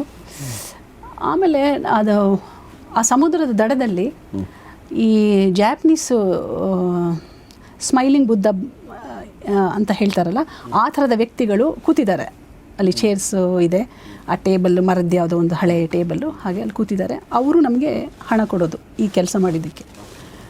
ಕ್ಯೂನಲ್ಲಿ ಫಾಲೋ ಮಾಡ್ತಾಯಿದ್ದೀವಿ. ನಾನು ಬಂದಾಗ ನನ್ನ ಕೈಯಲ್ಲಿ ಅವರು ಕಾಯಿನ್ ಕೊಡ್ತಾರೆ. ಅದು ಸ್ಕ್ವೇರ್ ರೂಪದಲ್ಲಿ, ಅದು ಹೇಗಿದೆ ಅದು ಕಾಣಿಸ್ತು ನನಗೆ ನೀಟಾಗಿ. ಆಮೇಲೆ ನಾನು ಹಠ ಮಾಡ್ತಾಯಿದ್ದೀನಿ, ತೆಗೆದು ಬಿಸಾಕಿದ್ದೀನಿ. ಇಲ್ಲ, ನನಗೆ ಇಷ್ಟ ಅಲ್ಲ, ಇನ್ನು ಜಾಸ್ತಿ ಕೊಡಬೇಕು ಅಂತ. ಬಹುಶಃ ಅದು ಕಾನ್ವರ್ಸೇಷನ್ ಕೇಳಿಸ್ಲಿಲ್ಲ, ಆ ಸೀನ್ ನಡೆಯುವಾಗ ಆ ಥಾಟ್ ಫಾರ್ಮಲ್ಲಿ ಬರುತ್ತೆ ಅದೇನು ನಡೀತಾ ಇದೆ ಅಂಥೇಳಿ. ಅದು ಆಯಿತು. ಆಮೇಲೆ ಅವರು ಇಬ್ಬರು ಬಂದುಬಿಟ್ಟು ನನ್ನ ಎಳ್ಕೊಂಡು ಹೋದರು. ಆ ಕಾಯಿನ್ನ ಕೈಯಲ್ಲಿ ಇರಿಸ್ಬಿಟ್ಟು ನನ್ನ ಎಳ್ಕೊಂಡು ಹೋದರು. ನಾನು ಸಮುದ್ರಕ್ಕೆ ಮುಖ ಮಾಡಿಕೊಂಡು ಆ ಕಾಯಿನ್ಸ್ನ ಇದಕ್ಕೆ ಸಮುದ್ರಕ್ಕೆ ನೀರಿಗೆ ಬಿಸಾಕ್ಬಿಟ್ಟು ಅಳ್ತಾ ಇದ್ದೀನಿ. ಮಂಡಿ ಯೂರಿ ಜೋರಾಗಿ ಅಳ್ತಾ ಇದ್ದೀನಿ. ಆ ಥರ ಕಾಣಿಸ್ತು ನನಗೆ. ಅದರಿಂದ ಏನು ಗೊತ್ತಾಯಿತು ಅಂತಂದರೆ, ಯಾವುದೋ ಒಂದು ಪ್ಯಾಟ್ರನ್ನು ಅಂದರೆ ಏನೋ ಒಂದು ಪ್ಯಾಟ್ರನ್ ಇರುತ್ತೆ ನಮ್ಮಲ್ಲಿ, ಅದು ಯಾವುದರಿಂದ ಬಂದಿದೆ ಅಂತ ಕೆಲವು ಓಪನ್ ಆಗುತ್ತೆ ಜನ್ಮಗಳು.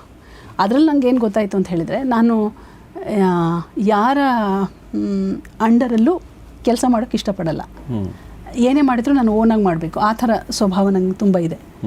ಕಷ್ಟ ಆಗುತ್ತೆ, ನಂಗೆ ಕಸಿಬಿಸಿ ಆಗುತ್ತೆ. ಬಹುಶಃ ಆ ಬ್ಲಾಕೇಜಿಂದ ನನಗೆ ಹಾಗಿದೆಯೋ ಏನೋ ಅಂತ ನನಗೆ ಆಮೇಲೆ ಅಂದ್ಕೊಂಡೆ. ಅದು ಸುಮ್ಮನೆ ನಾನು ಅನಲೈಸ್ ಮಾಡಿದ್ದು, ಗೊತ್ತಿಲ್ಲ, ಅದು ನಾನು ಹೇಳಲಿಕ್ಕಾಗಲ್ಲ. ಆದರೆ ಆ ಜನ್ಮ ಅಂತೂ ಸತ್ಯ, ಹಾಗೆ ಓಪನ್ ಆಯಿತು. ಓಕೆ. ಸೊ ಹಾಗೆ ಅಂದರೆ ಕಳೆದ ಜನ್ಮದಲ್ಲಿ ಯಾವುದೋ ದೇಶದಲ್ಲಿರ್ಬೋದು, ಅಂದರೆ ನಾವು ಗಂಡಸಾಗಿರ್ಬೋದು, ಹೆಂಗಸಾಗಿರ್ಬೋದು, ಏನು ಬೇಕಾದರೂ ಆಗಿರ್ಬೋದು. ಹೌದು. ಇದು ಸ್ವಲ್ಪ ವಿಚಿತ್ರ ಅನಿಸುತ್ತೆ ಆ್ಯಕ್ಚುಲಿ ನಂಬಕ್ಕೆ ಅಂತಂದರೆ. ಇನ್ ದ ಸೆನ್ಸ್ ನೀವು ಹೇಳಿದ ಯಾವುದೋ ಸಿನಿಮಾದ ಒಂದು ಸೀನ್ ಥರ ಅನಿಸುತ್ತೆ ಅಲ್ವಾ? ನಾನು ಆರಂಭದಲ್ಲಿ ಹಾಗೇ ಅಂದ್ಕೊಂಡವಳು. ಆದರೆ ಈಗ ಸ್ಪಷ್ಟತೆ ಇದೆ ನನಗೆ. ಯಾರು ಈ ಥರ ಸಾಧನೆಯಲ್ಲಿ ಡೀಪಾಗಿ ಹೋಗ್ತಾರೋ ಖಂಡಿತ ಅವರಿಗೆ ಗೊತ್ತಿರುತ್ತೆ. ಸುಮಾರು ಜನ ಇದ್ದಾರೆ ಅಂತ ಅಂದ್ಕೊಂಡಿದ್ದೀನಿ. ಇದೇನು ಹೊಸದಲ್ಲ. ಈಗ ಹೆಚ್ಚು ಕಮ್ಮಿ ಜನರೆಲ್ಲ ಈಗ ಆ ಕಡೆಗೇ ವಾಲ್ತಿದ್ದಾರೆ, ಜನ ಗೊತ್ತಾಗ್ತಾ ಇದೆ. ನನಗೆ ನಿಮ್ಮಂಥವ್ರನ್ನ ಕಂಡ್ರೆ ಭಯ. ಯಾಕೆ ಅಂತ ಹೇಳ್ತೀನಿ ನೋಡಿ. ಅಂದರೆ ನಮಗೆ ಕೆಲವೊಬ್ಬರನ್ನ ಕಂಡಾಗ ಅವ್ರು ಹೇಳ್ತಿರ್ತಾರೆ, ನಾವು ಸುಮ್ಮನೆ ಕೇಳ್ತಿರ್ತೀವಿ. ಆಮೇಲೆ ನಮಗೆ ಡೀಪಾಗಿ ಪ್ರಶ್ನೆ ಕೇಳಬೇಕಂತ ಅನಿಸಲ್ಲ ಭಾಳಷ್ಟು ಸಲ. ಯಾಕೆಂದರೆ ಅವ್ರ ಕನ್ವಿಕ್ಷನ್ ನಮಗೆ ಆ ಕನ್ವಿಕ್ಷನ್ ಇದೆ ಅಂತ ಅನ್ನಿಸ್ತಾ ಇರಲ್ಲ.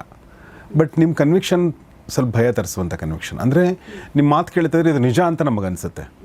ಓಕೆ, ಅಂದರೆ ನೋಡೋರಿಗೆ ಏನು ಅನಿಸುತ್ತೆ ನೀವು ದಯವಿಟ್ಟು ತಿಳಿಸಿ. ನನಗೆ ಹಂಗೆ ಅನ್ನಿಸ್ತಾ ಇದೆ, ನನಗೆ ಅನಿಸುತ್ತೇನೆ. ಬಟ್ ನನಗೇನೂ ಗೊತ್ತಿಲ್ಲ ಇದ್ರ ಬಗ್ಗೆ. ನಾನು ಯಾವ ಪೂರ್ವ ಜನ್ಮದಲ್ಲಿ ನಾನು ನೋಡಿಲ್ಲ, ನನಗೆ ಗೊತ್ತಿಲ್ಲ. ಓಕೆ, ಒಂದೇ ಒಂದು ಅನುಭವ ನಾನು ಹೇಳ್ತೀನಿ ನಿಮಗೆ. ಡಾಕ್ಟರ್ ರಾಮಚಂದ್ರ ಗುರೂಜಿಯವರು ಬಂದಾಗ ನನಗೆ ಅಂದರೆ ಕನೆಕ್ಟ್ ಆಗಿರೋ ಅಂದರೆ ಒಂದು ರಿಲೇಟ್ ಆಗಿರೋ ವಿಚಾರ ಹೇಳ್ತೀನಿ. ಇದನ್ನು ನಾನು ಮುಂಚೆ ಕೂಡ ಹೇಳಿದ್ದೀನಿ, ನೆನಪಿಲ್ಲ ನನಗೆ.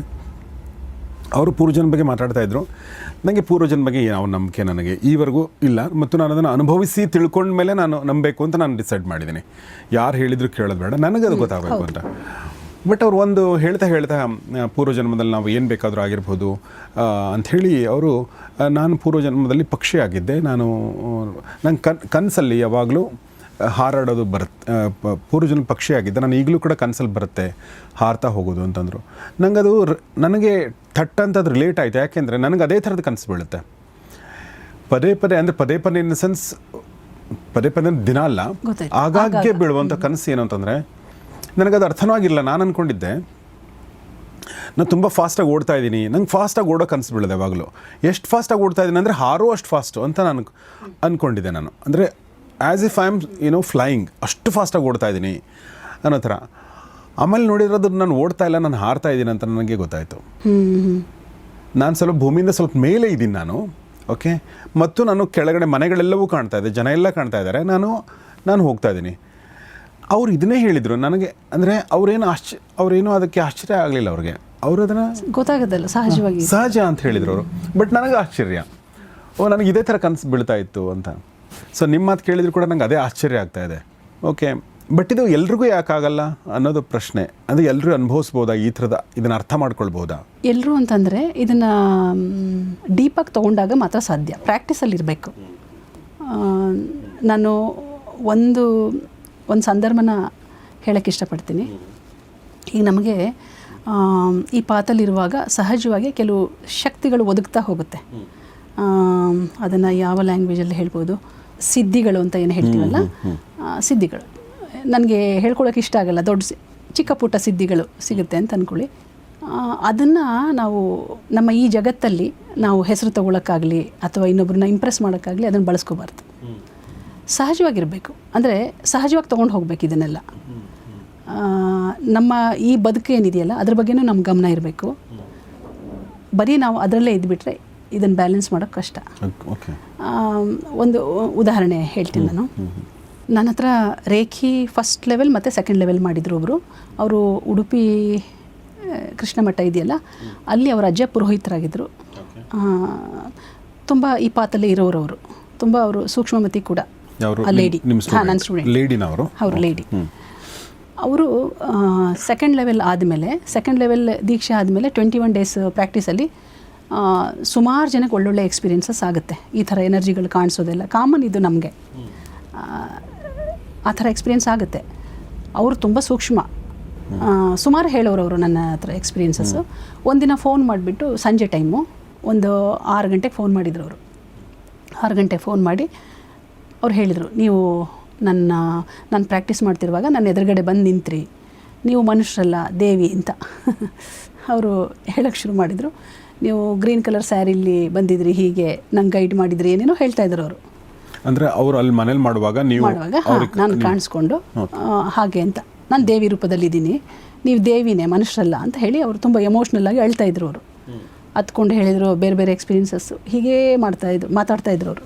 ಸುಮಾರು 7:30 ಆಗ್ತಾ ಬಂತು ಸಂಜೆ. ಆಗ ನಾನು ಅವ್ರಿಗೆ ಹೇಳಿದೆ, ನಿಮ್ಮ ದೇವಿ ಈಗ ರೈಸ್ ಮಾಡಬೇಕು, ಕುಕ್ಕರ್ ಇಡಬೇಕು, ದಯವಿಟ್ಟು ನೀವು ಪರ್ಮಿಷನ್ ಕೊಡಿ ಅಂತ. ಆಮೇಲೆ ನಕ್ಬಿಟ್ಟು ಸುಮ್ಮನೆ ಆಗಿಬಿಟ್ರು. ನಾವು ನೋಡಿ, ಸಹಜವಾಗಿ ಈ ನಾವು ದೀಕ್ಷೆ ಕೊಡುವಾಗ ಎಲ್ಲ ತುಂಬ ಹೈಯರ್ ಎನರ್ಜಿಗೆ ನಾವು ಟಚ್ ಆಗ್ತೀವಿ. ನಮ್ಮ ಶಕ್ತಿ ಕೇಂದ್ರಗಳು ಇರುತ್ತೆ. ಯಾವುದಾದ್ರೂ ಒಂದು ಶಕ್ತಿ ಕೇಂದ್ರಕ್ಕೆ ಸಂಬಂಧಪಟ್ಟವರು ಆಗಿರ್ತೀವಿ. ಅದನ್ನು ತಿಳ್ಕೊಂಡು ನಾವು ಒಳಗಡೆ ಇಟ್ಕೊಂಡು ಅದನ್ನು ಬ್ಯಾಲೆನ್ಸ್ ಮಾಡ್ತಾ ಹೋಗಬೇಕು. ಅದೇ ನಾವು ಅಂತ ಹೇಳಿ ನಾವು ಅದನ್ನು ಜಗತ್ತಿಗೆ ತೋರಿಸ್ಕೊಳ್ತಾ ಹೋದರೆ, ಈಗ ಸುಮಾರು ಸಾಧಕರು ನಾನೇ ಶಿವ ಅಂತ ಹೇಳಿಬಿಟ್ಟು ಶಿವನ ಡ್ರೆಸ್ ಹಾಕೋದು ಹಾಗೆಲ್ಲ ಮಾಡ್ತಾರಲ್ಲ, ಆ ಥರ ಆಗಿ ಹೋಗುತ್ತೆ. ಅದು ಕಾಮನ್ನು, ಪ್ರತಿಯೊಬ್ಬರೂ ಅಷ್ಟೇ. ಈಗ ನಾನೇ ಅಂತಲ್ಲ, ಬೇರೆ ಬೇರೆ ಸಾಧಕರು ಅವರೇ ಅಂತಲ್ಲ, ಈ ಸಾಮಾನ್ಯ ಮನುಷ್ಯ ಕೂಡ ಯಾವುದಾದ್ರೂ ಒಂದು ಶಕ್ತಿ ಕೇಂದ್ರಕ್ಕೆ ಸಂಬಂಧಪಟ್ಟವರೇ. ಏನು ಶಕ್ತಿ ಕೇಂದ್ರ ಅಂದರೆ?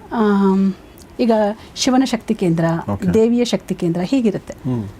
ಕೊನೆಗೆ ನಾವು ಮನುಷ್ಯರಾಗಿ ಟ್ಯೂನ್ ಆಗ್ತಾ ಆಗ್ತಾ ಆ ಶಕ್ತಿ ಕೇಂದ್ರಕ್ಕೆ ಮರ್ಜ್ ಆಗ್ತೀವಿ. ಆ ಒಂದು ಕೆಪಾಸಿಟೀಸು ನಮಗಿರುತ್ತೆ. ಅದನ್ನು ಶಕ್ತಿ ಕೇಂದ್ರ ಅಂತ ಹೇಳ್ತಾರೆ. ಎಲ್ಲರೂ ಒಂದಲ್ಲ ಒಂದು ಶಕ್ತಿ ಕೇಂದ್ರಕ್ಕೆ ಹೋಗೋರೆ. ಸ್ವಲ್ಪ ಜಾಸ್ತಿ ಜರ್ನಿ ಆಗಿರೋರು ಸ್ವಲ್ಪ ಅವ್ರಿಗೆ ಗೊತ್ತಾಗ್ತಾ ಹೋಗುತ್ತೆ. ಈಗ ನನಗೆ ಗೊತ್ತಾಯಿತು ಅಂತಂದರೆ ನಾನು ಅಂದ್ಕೊಳ್ಳೋದು ಹೇಗಂತಂದರೆ, ಸಾಧನೆ ಜೊತೆಗೆ ನಾನು ಸ್ವಲ್ಪ ಹಳೆಯ ಸೋಲ್ ಇರ್ಬೋದು ಅಂತ. ಆ ಥರದ ಎಕ್ಸ್ಪೀರಿಯೆನ್ಸ್ ಆದವರಿಗೆಲ್ಲ ಸ್ವಲ್ಪ ನಾನು ಹಾಗೆ ಯೋಚನೆ ಮಾಡ್ತೀನಿ. ಅಂದರೆ ಬ್ಯಾಲೆನ್ಸ್ ಮಾಡ್ತಾ ಹೋಗಬೇಕು. ಅದು ತೀರಾ ತೋರಿಕೆ ಆಗಿ ಬೇರೆ ಥರ ಬಳಸ್ಕೊಳ್ಬಾರ್ದು ಅದು ಅಂತ ಅಷ್ಟೇ. ಬಟ್ ಸಿದ್ಧಿಗಳು ಅಂತ ಹೇಳಿದ್ರಲ್ಲ, ಏನಾಗುತ್ತೆ ಆ್ಯಕ್ಚುಲಿ?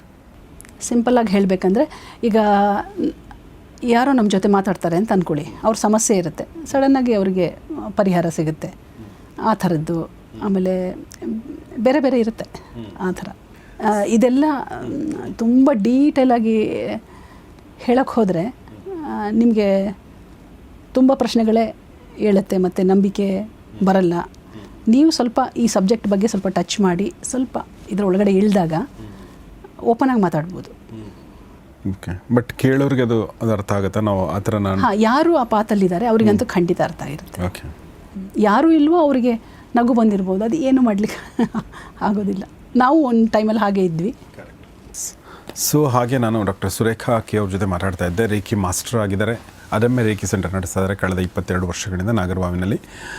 ಸುಮಾರು 10,000ಕ್ಕೂ ಹೆಚ್ಚು ವಿದ್ಯಾರ್ಥಿಗಳನ್ನು ಅವ್ರಿಗೆ ಟ್ರೈನಿಂಗ್ ಕೊಟ್ಟಿದ್ದಾರೆ, ಅವರ ಸಮಸ್ಯೆಗಳಿಗೆ ಪರಿಹಾರ ಕೊಟ್ಟಿದ್ದಾರೆ. ಆ ಥರದ್ದೆಲ್ಲವೂ ಕೂಡ ಆಗಿದೆ. ಇಲ್ಲಿ ನೀವು ತುಂಬ ರೇಖಿನಲ್ಲೇ ಸುಮಾರು ಕೋರ್ಸ್ಗಳು ಮಾಡಿದಿರಲ್ಲ, ಅಂದರೆ ಅದೆಲ್ಲ ಒಂಥರ ಅದು? ನಾನು ರೇಖಿ ಮಾಸ್ಟರ್ ಹೌದು. ಅದ್ರ ಜೊತೆಗೆ ರಾಜಕ್ರಿಯ ರೇಖಿ ಮತ್ತು ಕರುಣಾ ರೇಖಿ, ಏನಿವೆಲ್ಲ ಏನಂಗ ಅದೆಲ್ಲ ಸ್ಪಿರಿಚುವಲ್ ಪಾತೆ, ರೇಖಿಗೆ ಸಪೋರ್ಟಿವ್ ಆಗಿರುತ್ತೆ ಅವೆಲ್ಲ. ಯಾರು ಬರ್ತಾರೆ ನಿಮ್ಮ ಹತ್ರ ಕಲೀಲಿಕ್ಕೆ? ಯಾವ ವಯಸ್ಸು ಇಲ್ಲ, ಯಾರು ಬೇಕಿದ್ರೂ ಬರ್ಬೋದು.